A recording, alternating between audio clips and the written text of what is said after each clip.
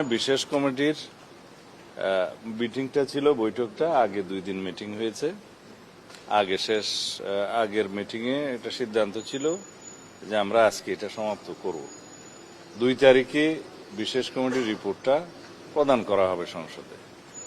তো সেই জন্য আমরা 133টা অর্ডিন্যান্সের ব্যাপারে প্রত্যেকটার ব্যাপারে আমরা আলোচনা করেছি।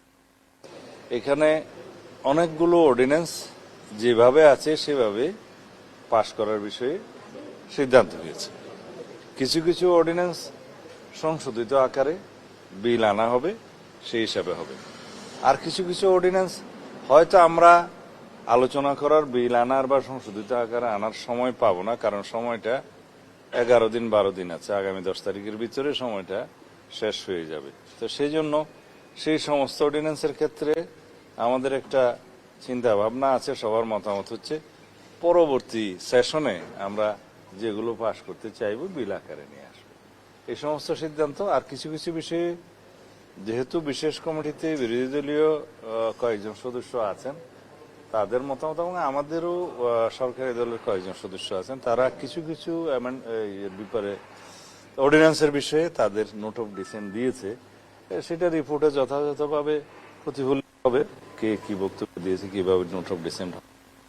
তবে আমরা আমাদের একটা মতামত এইভাবে বলতে পারি যে বিল আকারে যখন এগুলো উত্থাপিত হবে, বিভিন্ন মন্ত্রণালয়ের মন্ত্রীগণ উপস্থাপন করবেন, তারপরে বিল অনুমোদন হোক বা অননুমোদন হোক, সেটা তখন first reading, second reading, third reading এ আইন প্রণয়নের সময় সবাই যার যার বক্তব্য উপস্থাপন করতে পারবে। সেই হিসাবে আমরা এগুলো রিপোর্টটা আমরা ফাইনাল করার একটা সিদ্ধান্ত নিয়েছি। আমি সংখ্যা বলতে পারবো না, এটা আইনমন্ত্রী বলতে পারবে। তাহলে সংখ্যাটা জানার জন্য 2 তারিখ পর্যন্ত একটু অপেক্ষা করুন। এই সমস্ত বিষয়ে আইনমন্ত্রী কথা বলবে, কারণ এগুলো আইন মন্ত্রণালয়ের উত্থাপিত বিল।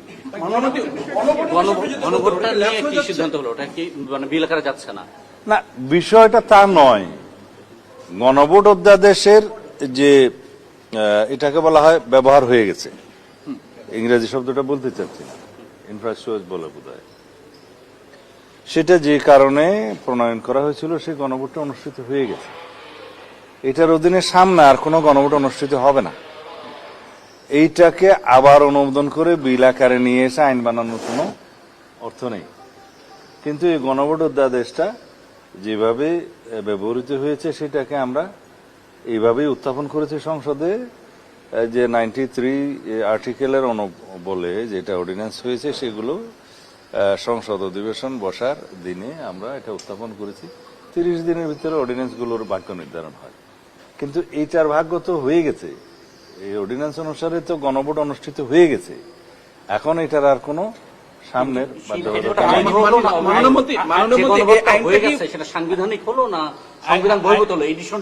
না, এটা গণভোট অধ্যাদেশ যেটা হয়েছে, এটা একটা অধ্যাদেশ, এটা কোনো সংবিধানের অংশ ছিল না। সংবিধানে না থাকলেই যে গণভোট হবে না এরকম কোনো সংবিধানে কিছু নাই। তো সুতরাং আইন প্রণয়ন হয়েছে অধ্যাদেশের আকারে একটা গণভোট অনুষ্ঠিত হওয়ার জন্য, তো সেটা করেছে। সেই অধ্যাদেশটার ব্যবহারও শেষ হয়েছে, এটার কেউ কোনো বিরোধিতা নেই। কিন্তু এই আইনটা আবার সংসদে ধারণ করে ভবিষ্যতের জন্য ব্যবহার করার কিছু নাই। আইনটাতে বলা আছে যে এই গণভোট হওয়ার পরে আইনটি অকার্যকর হবে, প্রত্যেকটা গণভোটে তাই হয়। কিন্তু প্রশ্নটা হচ্ছে যে পার্লামেন্টে যে রেকটিফাই করার যে বিষয়টি থাকে, সেই জায়গায় আপনারা রেকটিফাই করতে উত্থাপন হয়েছে, সে যেটা অধ্যাদেশ সেটা উত্থাপন হয়েছে। যে অধ্যাদেশগুলো যেমন সীমানা নির্ধারণের জন্য আছে, যেমন আরপিও আছে, এগুলোর ভবিষ্যৎ এফেক্ট আছে। তো সুতরাং ওগুলো ওভাবে আমরা রেটিফিকেশন করতে হবে। আবার সীমানা নির্ধারণ হবে আগামী 10 বছর অথবা আদমশুমারি যেটা আগে হয়। তো সুতরাং এগুলো আইনে পরিণত করতে হবে, রেটিফিকেশন করতে হবে। এইটা রেটিফিকেশনের কিছু করার নেই। মানে গণভোট এটা রেটিফিকেশন হচ্ছে না, হয়তো পরবর্তী অধিবেশনের জন্য প্লেস করা হইতে পারে। তো 30 দিনের যে টাইম আছে ওইটা ক্রস করলে এইটা কি আসলে সম্মত হবে?